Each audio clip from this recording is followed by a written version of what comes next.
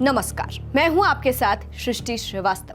कुछ लोग हर चीज को मजाक समझ लेते हैं, जैसे कि ये सीजेपी वाले। इनको हर चीज खेल लगता है। इनकी हिम्मत देखिए, अब इन्हें गृह मंत्री अमित शाह का इस्तीफा चाहिए। कौन है ये लोग इस्तीफा मांगने वाले? अपनी राजनीति के लिए कुछ भी करेंगे और कुछ भी बोलेंगे। ऐसे में अब सवाल है कि इस्तीफा मांगने वाले कॉकरोच जनता पार्टी को क्या अमित शाह सबक सिखाएंगे? चलिए आपको भी बताते हैं पूरी खबर के बारे में। दरअसल पेपर लीक प्रदर्शन को लेकर धर्मेंद्र प्रधान ने अपने पद से इस्तीफा दे दिया था, जिसके बाद प्रहलाद जोशी को शिक्षा मंत्रालय का अतिरिक्त कार्यभार सौंपा गया। प्रहलाद जोशी ने शिक्षा मंत्रालय का कार्यभार भी संभाल लिया है। धर्मेंद्र प्रधान ने खुद कहा था कि उन्होंने इस्तीफा इसलिए दिया है ताकि लोग जो छात्रों को भड़काने की कोशिश कर रहे हैं और देश का माहौल बिगाड़ रहे हैं, ऐसी चीजें रुक जाए। लेकिन कुछ लोगों को ये उनकी जीत लगी और अभी भी उनकी राजनीति जारी है। स्टूडेंट्स पर पुलिस की कार्रवाई को लेकर संसद में लगातार सवाल पूछे जा रहे हैं और कांग्रेस पार्टी इसके लिए गृह मंत्री अमित शाह को जिम्मेदार ठहरा रही है। इसी पर सीजेपी ने भी अमित शाह को निशाने पर लिया। बीबीसी न्यूज हिंदी के एक कार्यक्रम में सीजेपी के प्रवक्ता आशुतोष रांका पहुंचे। उन्होंने यहां अमित शाह पर निशाना साधा। आशुतोष रांका ने कहा, दिल्ली पुलिस गृह मंत्रालय के अधीन आती है, इसलिए सीधी जिम्मेदारी गृह मंत्री की ही है। बच्चों पर पैलेट गन का इस्तेमाल किया गया, जिसके स्पष्ट सबूत अब मीडिया में भी आ गए हैं।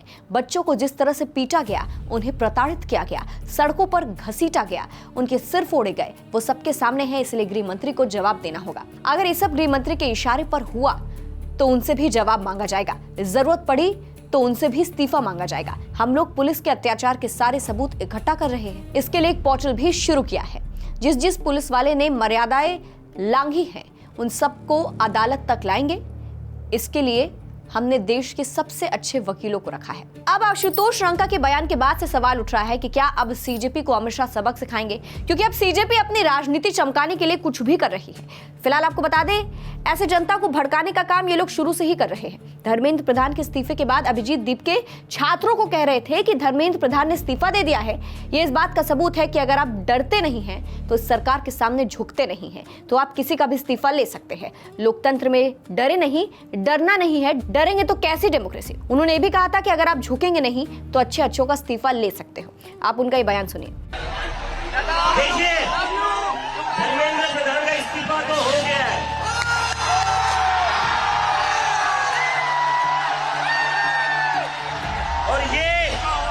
और ये इस्तीफा गवाह इस बात का, अगर आप लोग डरेंगे नहीं, अगर आप लोग इस सरकार के सामने झुकेंगे नहीं, तो अच्छों के इस्तीफे ले सकते हैं हम।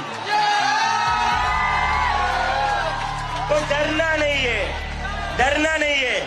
डेमोक्रेसी है। अगर डेमोक्रेसी में बोलने से डर लगने लगे तो कैसी डेमोक्रेसी? डरना नहीं है। अगर अपनी आवाज उठाओगे तभी ये लोग लाइन में रहेंगे। और अब एक बार फिर से सीजेपी के लोगों ने जनता को भड़काने की कोशिश शुरू कर दी है। वही आपको बता दें, धर्मेंद्र प्रधान ने शिक्षा मंत्री के पद से इस्तीफा दिया था और उन्होंने अपने इस्तीफे में कहा था कि देश विरोधी तत्व जंतर मंतर और पूरे देश में स्थिति का फायदा ना उठा सके, देश एकजुट रहे, भारत के छात्र कानूनी मुश्किलों में ना फंसे और अपनी पढ़ाई और करियर पर ध्यान दे। इसीलिए मैंने प्रधानमंत्री को अपना इस्तीफा भेज दिया है। और धर्मेंद्र प्रधान कोई छोटे मोटे नेता नहीं है, उन पर कोई आरोप सिद्ध भी नहीं हुआ, फिर भी उन्होंने छात्रों के लिए, देश के लिए अगर इस्तीफा दे दिया था तो उनका सम्मान करना चाहिए। लेकिन कुछ लोग अभी भी इस बात का फायदा उठाने में लगे हैं और कोशिश कर रहे हैं और इनको अब इस्तीफा गेम लग रहा है। फिलहाल इस पूरी खबर को आप कैसे देखते हैं, कमेंट करके जरूर बताइएगा। नमस्कार।